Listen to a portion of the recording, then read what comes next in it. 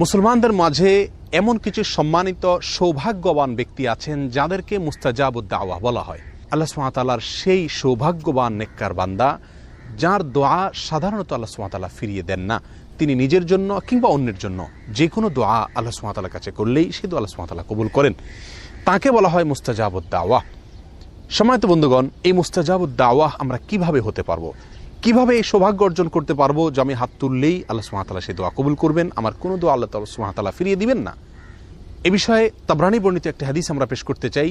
Senior সাহাবী সাদ ইবনে আবি ওয়াক্কাস রাদিয়াল্লাহু তাআলা আনহু তিনি একবার নবী সাল্লাল্লাহু আলাইহি ওয়াসাল্লামের কাছে আহ্বান করলেন, দরখাস্ত করলেন, ইয়া রাসূলুল্লাহ, আপনি আল্লাহর কাছে আমার জন্য দোয়া করুন, আমি যেন মুস্তাজাবুদ দাওয়া হতে পারি। নবী সাল্লাল্লাহু আলাইহি ওয়াসাল্লাম তাকে বললেন, আতিব মাতআমাক তাকুন মুস্তাজাবুদ দাওয়া।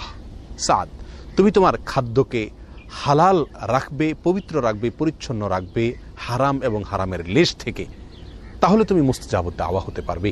তাবরানী বর্ণিত হাদিসটিকে মুহাদ্দিসিনের কেউ কেউ যায়িফ বললেও এই বিষয়ে আরো বহু বিশুদ্ধ হাদিস বর্ণিত রয়েছে।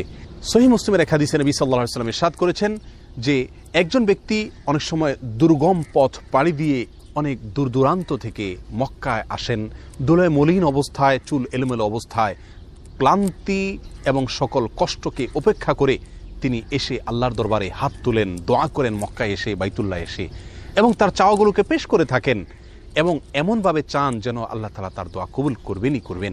নবী সাল্লাল্লাহু আলাইহি ওয়াসাল্লাম বলেন, আন্না ইউস্তাজাবু লাহ, সে ব্যক্তির দোয়া কিভাবে কবুল হবে এটা কিভাবে কল্পনা করা যেতে পারে?